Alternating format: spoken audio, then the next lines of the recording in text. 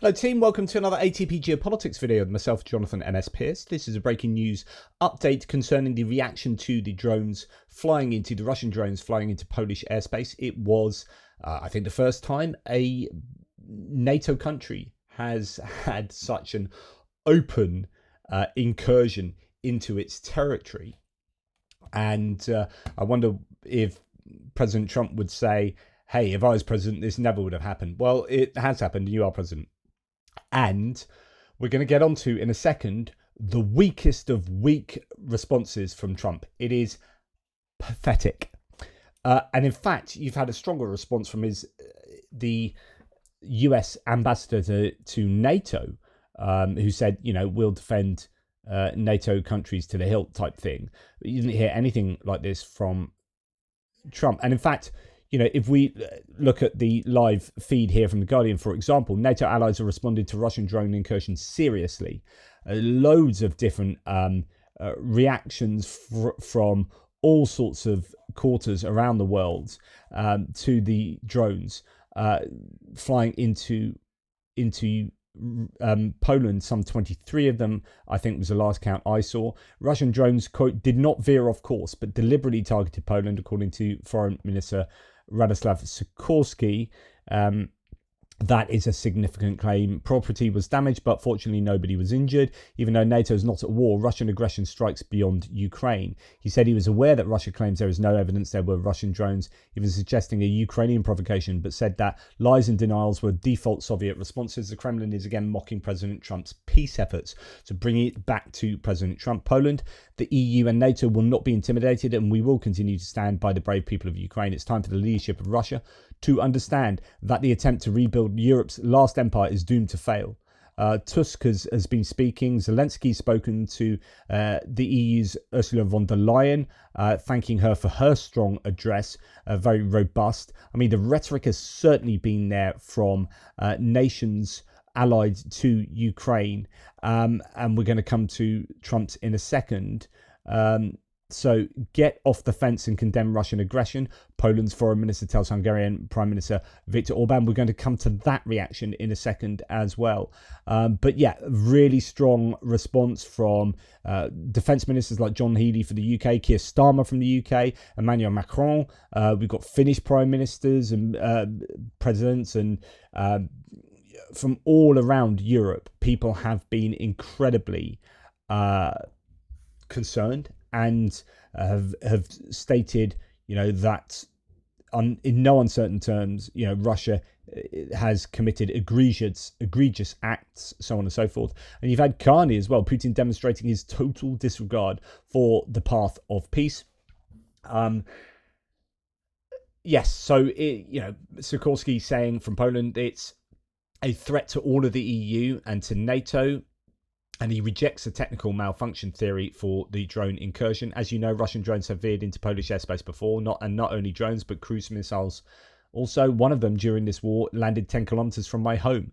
When one or two drones hit, it is possible that it was a technical malfunction. But as I told you, in this case, there were 19 breaches, maybe even more now, and it simply defies imagination that could be accidental. He explains that we have invoked Article 4. Take a look at precedents. What had happened when other allies did that, when Turkey did it, and she felt endangered by events in the air during the Syrian civil war. Additional Patriot missiles were sent to Turkey. We need to create what Ursula von der Leyen called today in the European Parliament at her annual State of the Union address a drone wall. That is a threat not only to Poland. This is a threat. This new technology of the mass use of drones is a threat to all of the EU and NATO, and we will face it together. UK said we will do whatever we can as part of NATO to help Poland, so on and so forth. Huge responses from all concerned, and I think, Tusk said that Poland has got proposals for concrete support for air defence. Okay, so that's the proper response from European and other allies, such as Canada. This is the sum total of Donald Trump's response so far today. What's with Russia violating Poland's airspace with drones? Here we go. What's with Russia violating Poland's airspace with drones? Here we go. What's with Russia violating Poland's airspace with drones? Here we go. It was so quick that I thought I'd read it to you 3 times. Ron Filipkowski says, a powerful response from Cadet Bonespurs. John Jackson, this is a real post about Russia's active aggression against Poland. From the President of the United States. Weak, unprofessional, pathetic. Michael Weiss, works better in a Jerry Seinfeld voice. Nexter reports Trump woke up and commented on the Russian drones invading Poland's airspace. If he were president, would this ever have happened? Tatarugami says, my grandmother took a tougher stance on TV volume with my grandfather than Trump did on Russia penetrating NATO airspace with drones. So people are routinely now taking the mickey out of Donald Trump for a pathetic and weak response. And it's weird that that Lindsey Graham appears to be the only person that's taking it seriously.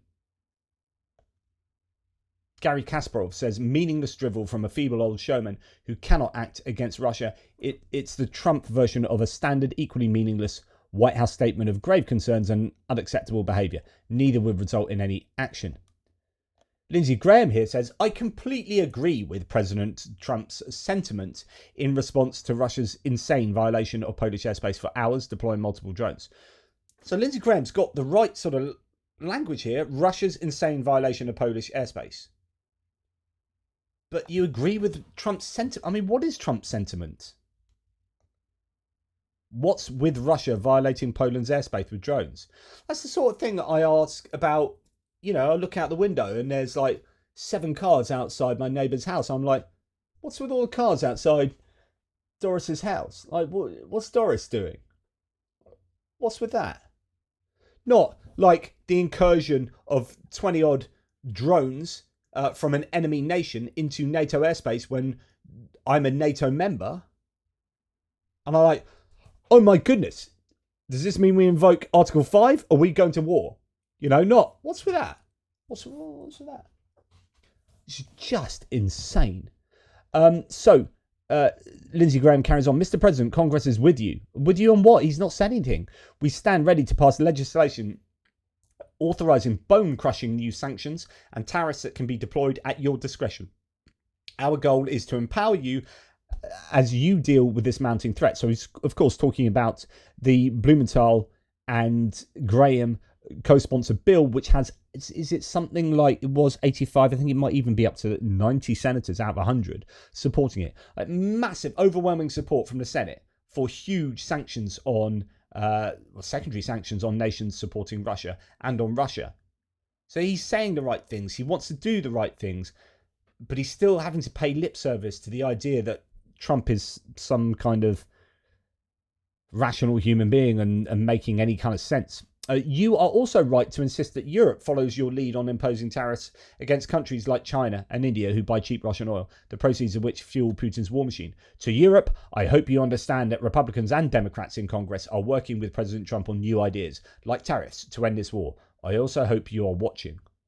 What we are watching is Donald Trump make pathetic remarks. It is absolutely incredible. Representative Eric Swalwell, who I've got a lot of time for, I have to say, Democratic representative in the House, says Donald Trump is the first president to have a NATO country attacked by another nation state. He is a weak, broken man, and if he's not checked, he will break all of us soon. I honestly, just can't believe. Compare what Donald Trump says with what all other Western nations and their leaders have been saying. It is chalk and cheese. Now, Viktor Orban came out, and even Viktor Orban says something that's kind of remotely approaches the right thing to say. Orban says, Hungary stands in full solidarity with Poland following the recent drone incident. The violation of Poland's territorial integrity is unacceptable. The incident proves that our policy of calling for peace in the Russia-Ukraine war is reasonable and rational. Living in the shadow of a war is fraught with risks and dangers. It's time to make it stop. To this end, we support the efforts of President Trump aimed at achieving peace. I say it's approaching the right thing. Not once does Viktor Orban lay the blame at the feet of Putin and Russia. Not once does he give any kind of a moral evaluation of Russia's behaviour. So Radoslaw Sikorski, the foreign minister of Poland, said this in reply. No, Victor, the incident proves you should get off the fence and condemn Russian aggression. We ask you to unblock the disbursement of EU funds for defence, because, of course, they are vetoing Hungary funds for Ukraine for defence. Approve tougher sanctions on the aggressor and withdraw your veto on starting Ukraine's EU accession negotiations. Sikorski puts Orban in his place. But at least Orban was somewhat closer to saying something sort of more becoming of a world leader involved in negotiations and the war in Ukraine. Donald Trump, honestly, that is just pathetic. What a pathetic response. How unprofessional can this man be? There appears to be no ends to his unprofessionalism.